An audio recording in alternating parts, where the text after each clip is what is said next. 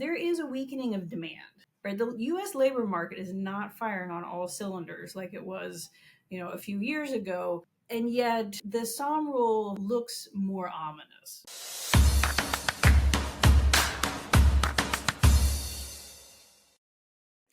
If sus was the most popular Gen Z slang word last year, the Sahm Rule could be the most popular new piece of investing vernacular this year, especially after it was triggered by the BLS report on August 2nd. The Sahm Rule, if you don't know, basically uses rapidly rising unemployment as an indicator of recession. And Claudia Sahm, its creator, is all over the news right now. I'm impressed, Claudia, by your show of character, or at least your preference for accuracy over ego, because you've actually been talking down the Sahm Rule lately as an indicator of recession. We'll talk about that. I'd like to get your views on the U.S. economy, what the Fed needs to do, how the Fed works, women in economics, and a few more things. So welcome and thanks for joining us today. Great, thank you. Happy to be here. All right, you just agreed to do a quick lightning round before we started talking. So this is very casual. No need to overthink anything. Just kind of a thumbs up, thumbs down for these questions. And I'll ask a few short answer questions. Thumbs up, thumbs down. A U.S. sovereign wealth fund. Thumbs down. Return to the gold standard. Thumbs down. I knew you were going to say it. Stimulus payments to fight recessions. Thumbs up. CBDCs. Thumbs down. Maybe inevitable in some point. Yeah. Short answer, what would you be doing, or what might you have gone into if not economics? Be an engineer. Interesting. The most underappreciated thing about economists is? We're people too. And finally, best way to get, can't argue with that, best way to get more women into economics is? To think of economics very broadly.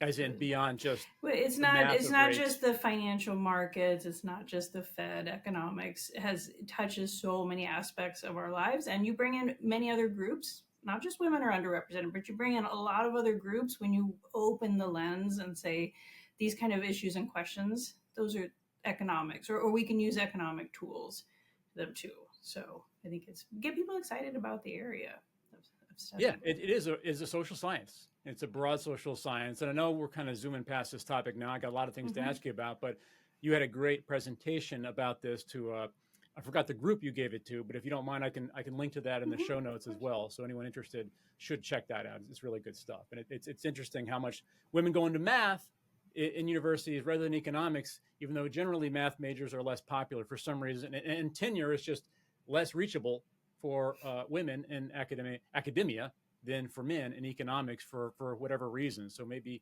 some internal preferences, social biases, whatever the reason, it's not happening as much as it should. So thanks for addressing that issue.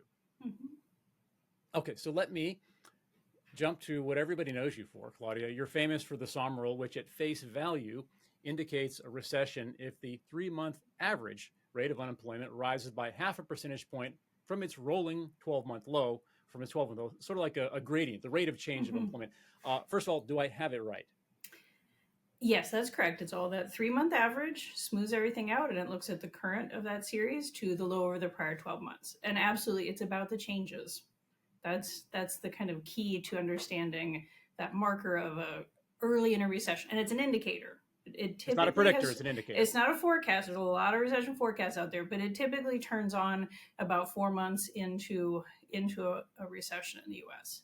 And I'm glad you said that, because a lot of people are saying Sahm Rule is a predictor, including some of your Bloomberg colleagues. I won't name names, but they're saying Sahm Rule is a predictor of recession. In fact, it's an indicator, just to clarify the record. I just have to ask personally, how does it feel to have a rule named after you?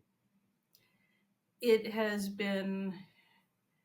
frankly, it was kind of overwhelming from the very beginning in 2019. I never thought of it as something, I created. I mean, I technically did create the Sahm Rule. It's a tool, and we might talk about its origins, but it really was like kind of a side piece in a policy proposal that I had. So it's been quite humbling, and but it has been absolutely surreal in the last month since it triggered, and the amount of attention it's gotten. But it's an opportunity to talk broadly about the labor market and get people thinking. And I am sure out there somewhere is a better rule, and someone else will do it, and I'll be very excited when I see them coming with something that's more accurate, more robust, because the Sahm Rule didn't work this time. Yeah, and you were, Sahm Rule got triggered officially on August 2nd, if I recall. Mm-hmm. And not long after that, you were out in Bloomberg saying, hey, calm down, guys. I feel it doesn't quite apply now. Can you walk us through, was that a decision you had to make? Like, here's this rule by my name. It just got triggered. Everything was talking about it, but now I should go out there and downplay it. Like, can you walk me through your psychology and also through the logic or the math of why you think now is not the time? Right. So I developed the Sahm Rule, this recession indicator, in early 2019. It was part of a policy volume about ways to improve fiscal stimulus, preparing for the next recession. Recession Ready was the name of the volume. And I had a chapter on automatically sending out stimulus payments when there's a recession. Well, to do something automatically, you have to have a rule to turn it on. The Sahm Rule is called a rule because it's a policy rule, not because it's something like, if this happens, then you, Congress, should send checks. It's not if this happens, you world should change in some way. It has a kind of that sense of being a rule, and I didn't name it after me. It was, but so the context of developing it was looking back over the historical record of what are patterns, what would be an easy, simple, timely way to say that when this has happened, the U.S. has been in a recession, we could put fiscal policy into action. Now, what I've learned, and I think anyone who works in the policy space has had many rules have fallen apart, is then in the period that came after, we had COVID. And was so disruptive to the economy on so many different dimensions that the simple rule that I had, the Sahm Rule, was too simple for this very complicated set of events that came along. And so, in fact, starting in about 2022, when recession discussions heated up in the US, we've kind of been in this rolling recession watch for multiple years now, I had written about why the Sahm Rule could fail this time. And in fact, I was in Bloomberg last fall when the unemployment rate was rising, and I had a piece, and it's like, this time maybe different, it may fail. And I got some pushback from people, why are you undercutting your rule before you have to? And I'm like, because it has a flaw that it's really clear we are headed at. And so what because the Sahm Rule looks at changes in the unemployment rate. Typically in recessions, changes come about from there's less demand for workers, right? So you're not hiring, there's layoffs, things that cause the unemployment rate to creep up. And it has historically been the case that once you get an increase of 0.5 percentage point or more, so it's the Sahm Rule threshold, then it keeps going. Right. And so in the mildest of recessions that we'd seen previously, so in 2001, the unemployment rate had risen 2 percentage points. And typically it's more like 4 percentage points. So the idea of the Sahm Rule is to kind of catch it early. And then, before things have really kind of spiraled up and the unemployment rate is much, much higher. Now, the other reason that the unemployment rate can increase is if we have an increase in the supply of workers. And that's very different in terms of its future prognosis. Like in the present, that still is workers looking for jobs that don't have jobs, right? So in that moment, that is not good for those workers, and that's a problem. And it's people that aren't out there working who want to be, right? So it pushes up the unemployment rate. But what it tells us about the future is the exact opposite of this lack of demand for workers. It's telling us once we get these workers jobs, we can grow. We can grow even more than we were on the path before. So it has a very good news dynamic at the end, which is not recessionary. And what's happened is in the U.S., we've seen some really big swings in we've seen some very big swings in the labor force. So early on, we had millions of people drop out because of the pandemic. Then we had labor shortages. the American consumer came back faster than some of the workers who had dropped out early on in the pandemic, and we had labor shortages that pushes down the unemployment rate, probably artificially so, relative to a world where we hadn't had a pandemic, have workers drop out. And then in recent years, we have solved that labor shortage largely by more workers, not fewer customers, which is a huge win. And that probably is a big reason why we haven't had a recession in the last 2 years, and yet we had inflation come down, and yet that increase in the labor force, and some of it, we had a pretty abrupt and large increase in immigration. Some of those workers coming in, it's now taking them a little longer to find jobs, and so that is pushing up the unemployment rate. So the Sahm rule, there is a weakening of demand. Right, the U.S. labor market is not firing on all cylinders like it was, a few years ago, and yet the Sahm rule looks more ominous because a piece of that increase in the unemployment rate is this labor supply side, which has a long run outlook that's very good.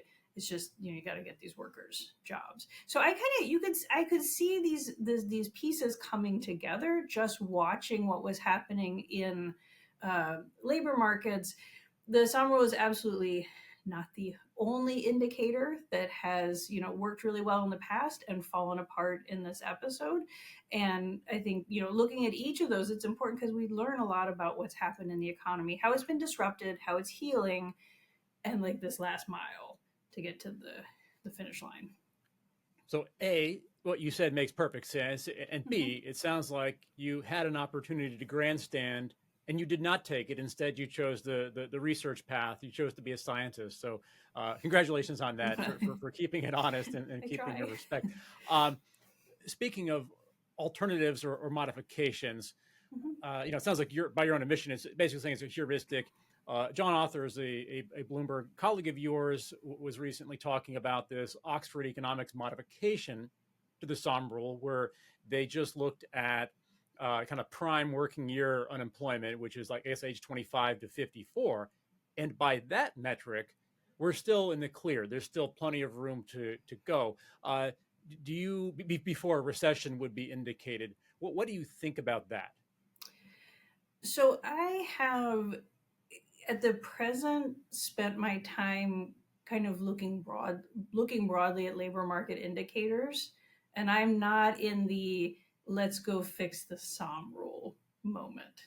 It'll be there someday, but this cycle, the past 4.5 years, have been sufficiently unusual that the idea that we'll find some relationship that will tell us right now, are we in a recession? Are we headed towards one?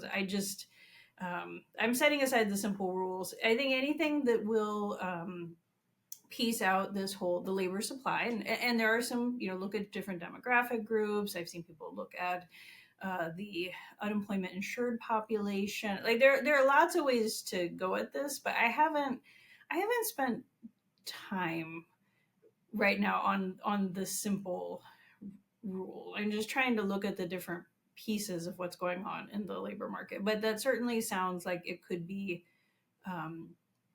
useful. And it also, when I get back to this kind of thinking about the Sahm rule, it's a tool, and any of our tools have, a good tool fits a purpose, and there are some constraints in the Sahm rule was to think about fiscal policy, to automatically have fiscal start, and there is some tension between really complicated accuracy and it could actually live in legislative text.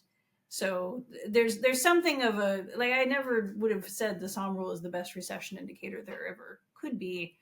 Broadly speaking, it had a purpose, but I'm very excited to see the interest and the discussions, and as someone who works on both fiscal and monetary policy, to see the attention that's being given to thinking about the labor market right now. I'm all for this. It's important. Well, I was just going to say it's sort of charming. I like that other people are digging into the Sahm rule more than you are.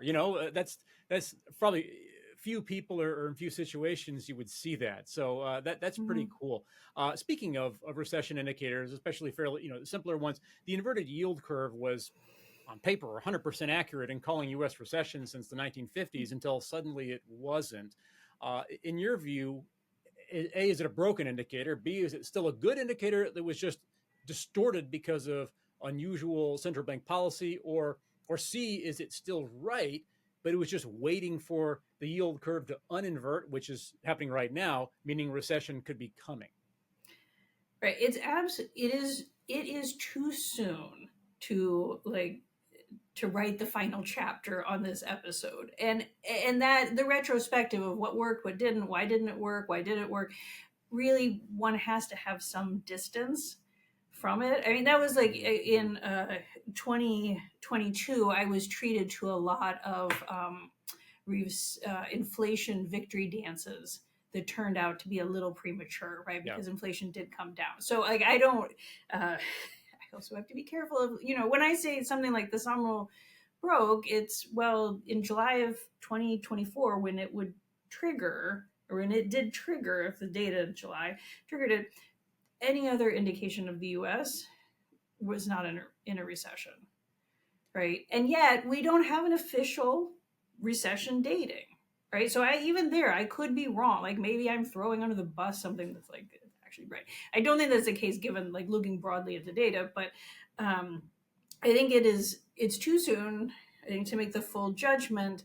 And yet that exercise will be helpful in the end. My impression with the yield curve, because it works through financial markets, uh, uh, is that a more likely problem, there has been a change, and not just with COVID in the prior cycle too, but we've had a big change in terms of how monetary policy is done, particularly with I suspect unconventional monetary policy Mhm. has had an effect on the yield curve in a way that historically was not the case. But it could just be that it was a COVID um, episode. Another piece that, I mean, this may be a more straightforward one to diagnose, but the most widely known, famous recession indicators is the 2 quarters consecutive decline in GDP, in real GDP. And in fact, that's referred to as a technical recession. And for some countries, that's one of I mean, those are their primary recession indicators. And we had a technical recession in the United States in the first half of 2022. And there was no recession. And I think, frankly, given growth and everything, like, it's very, very unlikely that that will be considered a recession. You have to go back to 1947 to find 2 consecutive declines in GDP outside of a recession in the US. And what was it that happened in 2022? So in one of the quarters, there was a big swing in the contribution of net exports, and in the other, there was a swing in the contribution of inventory investment. And this was at a period when supply chains were just getting started going again. The global, which had both trade implications, but also businesses trying to figure out, how much should they be holding in inventory. So it had a very COVID specific, and again, COVID, with the pandemic, the disruptions, not only were they unusual, they were big. And so I think a lot of our relationships that don't take supply into account can have those issues. And then, it could be with the yield curve, you have to add the Fed in as a explanation. But these are ones where getting a real sense of what happened, it will be very helpful to have distance from this episode. That's what, but for someone just beaming into all this stuff, a recession is a much squishier thing than you might think. It's harder to define in brass tacks. I want to ask you, Claudia, in a second about current Fed policy and the current economy. Just for background, though, I've met some of the Federal Reserve Board of Governors people, and my impression was like, my gosh, these are smart people. And you were an economist there for a while. Let me ask you this. So economics, we all know, is a social science, and people debate the facts or the hard stuff, as well as what the goals should be in the first place. Translation is the Fed gets a ton of Monday morning quarterbacking. do you think it's mostly fair? And does that sort of peanut gallery effect ever weigh on the Fed, or are they oblivious to that? It's absolutely fair for the Fed to be subject to criticism and the commentary. This is a group of individuals that have an immense amount of responsibility and power in terms of the decisions that they make have effects on, American consumers and families and businesses. So, and I think anyone who goes to work at the Fed, and particularly individuals who go to work in decision making roles, understand that's just what comes with the job, right? And there is there's a real understanding of that responsibility, right? Like the people, I don't always agree with the decisions that come out of the Fed. I didn't when I was there as a staffer. I don't now, watching the Fed closely, and yet I have an immense amount of respect for uh, the like the quality of the deliberation. I mean, there's a real seriousness, and no stone left unturned, and they understand the gravity of the job. So, yeah, but they do have a lot of responsibility. They do have some very, they are independent, and so they should be subject to criticism. And I think that is extremely important. And I am heartened that over time, I mean, in the last 15, 20 years, the groups that have come to the Fed with thoughtful criticism, right? There's some unthoughtful criticism. There's a lot of unthoughtful. They don't really kind of like they can drown that out. But it is important to have those perspectives from outside of the building coming in. Now, do I think that rattles them, or they feel like well, we have to do what markets think we're going to do? No, that's The again, Fed it's kind just of it's insulates just part itself from of the stock market too. You would say a lot of people wonder how much does the Fed care about the U.S. stock market. It sounds like not as much as people might think. But they don't. It's at the end of the day, the Fed's mandate from Congress. So they are a law-abiding institution. The mandate from Congress is stable prices and maximum employment. So it's like keeping inflation low and keeping unemployment as low as one can, given that we got to keep inflation low also. So those two things are in the quote unquote real economy, right? This is like price stickers and its jobs. And so that's where the Fed is pointed. That's where it is responsible. But its tool is interest rates. They're moving interest rates around. And so the Fed works through financial markets. And that means that there is a relationship of like making sure markets understand them and making sure like so the Fed doesn't have a target for the S&P, like where it should end on any given day or any given year. They do want to see markets that are functioning and not in panic, right? So it's this, and they do have to pay attention to where markets are at, but that one is a very complicated dance because again, markets it's not like one person, right? They're trying to communicate, but with a whole range of different communities and people with different interests and objectives. And so I think it's just to jump in on that as a Gen Xer, mm-hmm. looking at the Fed now compared to like when I was in college, the Ellen Greenspan era, it is night and day difference in the communication. It's just far more transparent, far more robust. I mean, they really want to engage with people, mm-hmm. whereas they were deliberately cryptic before. Right. It's just it's hard to know. Is the more you say, the more you can mess up what you said. Yeah. Right. And so I think the Fed has there is definitely a challenge in how they communicate, and frankly, over time, that has the ability to communicate publicly has become a really important part of the job description of particularly being the chair of the Fed, which was not the case. Even it certainly that wasn't Greenspan's thing. Like he wasn't trying to be understood, and the Fed is trying to be understood now. But that has, it's been difficult at times, and sometimes the Fed causes confusion, and that they try to walk that back. But I mean that's just reality of when they're out there That's a talking. tough job, no doubt about it. Mm-hmm. Claudia, you mentioned softening labor markets earlier, so let me wrap up with just the current situation right now. We have August non-farm payrolls coming in a little light, 142,000 jobs added versus the Wall Street estimates of I think 165,000. July non-farm payrolls got revised down to 89,000 from 114,000. In fact, every month since December has been revised down this year so far. So U.S. employment, like, it's not bad, but it's not great either. Now, I saw you on Yahoo Finance, and I'm sure other places too, saying that with Fed funds still above 5%, the Fed should absolutely cut 50 bips in September. And that should just be the start of the cutting. A lot of people have said maybe a 250 bip total cycle easing would be good. What happens if they don't do that and we just get a 25 basis point cut?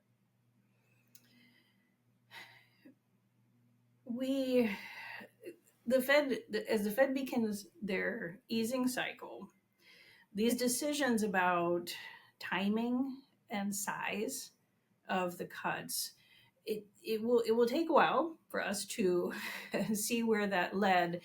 My and we may not know definitive. My concern, and I haven't continued to be of an advocate for a 50 basis point cut, is that we're starting to see the economy slip.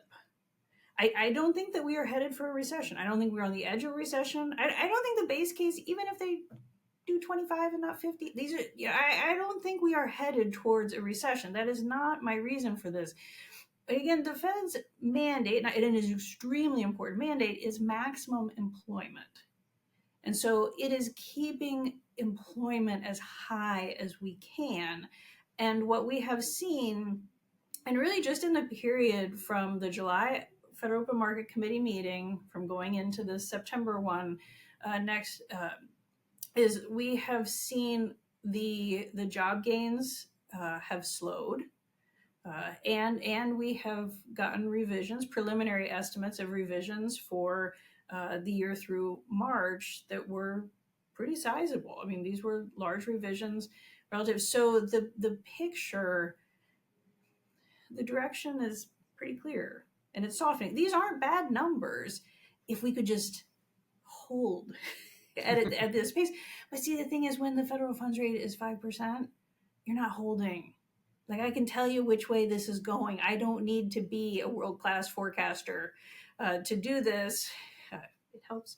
But I mean, like, it's like the direction is clear unless they start cutting. And so my argument is you get going faster, you get going larger. It takes time for interest rates to work their way through. We're not necessarily talking about recession, not a recession. We're just talking about, like, really good labor market versus one that kind of slowed down. And to me, that, like, making sure that we have the labor market as absolutely good as possible, I mean, that's the goal, right? I mean, the recession, that is a very low bar, staying away from a recession. We should stay away from a recession, but that is, like, if that's all we do here, that is so not good enough. So that kind of distinction of, it's both what the Fed, I think, what they'll do with their September meeting, and also the plan that they outline, the commitment. And this will be, we heard Fed Chair Jay Powell at Jackson Hole last month give kind of his vision high level, and it was a pretty robust, no further weakening in the labor market. It's not necessary. It's not welcome. And it left all options on the table with size and speed. He's the chair. The Federal Open Market Committee, as a committee, is going to make this decision. And so to get that vision from the FOMC will be really important, not just because it's not just the first cut that matters. There are paths where they start with 25 because they're the Fed. They're going to go be a little cautious, like it's an institution. But what they do after that really matters too. So kind of getting their mindset, getting their approach to this will be hopeful. And I've been in, I think this is a Fed that understands their maximum employment mandate probably better than any Fed has, and I think they're going to put that into action. So if somebody's watching this, Claudia, and says, I dig Claudia's authenticity, I would like to know more about Claudia Sahm beyond just the Sahm Rule. You are, I believe, lead or chief economist at New Century Advisors, a money management firm, and I'm happy to put that link on the screen in the show notes. Where else would you send someone to who might like to learn more or might like to follow you? I also have a Substack, Stay at Home Macro, so Sahm, play on my last name, where I write kind of general interest pieces, often like Fed and labor markets and that kind of thing. So that's a good place. And for more up to date kind of musings, I am on LinkedIn and put some content there. And I also write at Bloomberg Opinion. So yeah, actually, it's probably more if you want to avoid me. It's harder at this point than finding me. But I think the Substack's a good place if you want some more written content and more of the data work that I do. We'll put a link up on the screen for that. Claudia, we need more economists like you. Thank you so much for joining us. And thanks to you guys, as always, for watching us at home.